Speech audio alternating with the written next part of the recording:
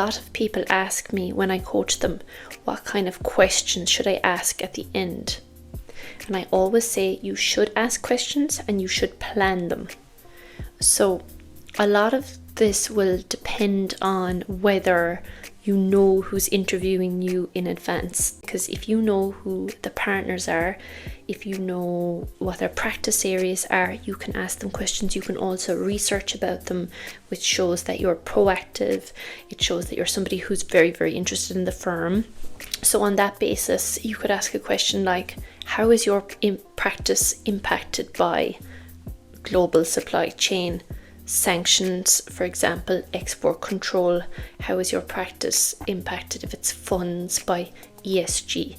How is your practice impacted by AI and generative AI and its adoption of legal tech in law firms, for example, if it's e-discovery and litigation, something that, they might find interesting. Legal Cheek suggests employment rights bill for an employment partner.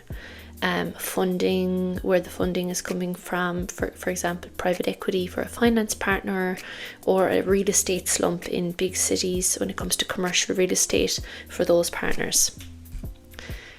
The next one Legal Cheek suggests is, where do you see the biggest opportunities and challenges over the next 5 years? That's one I always suggest to my trainees. It's a very good one. What's the work-life balance like? Do not ask that question. Why? It varies from firm to firm. It depends on where you're working.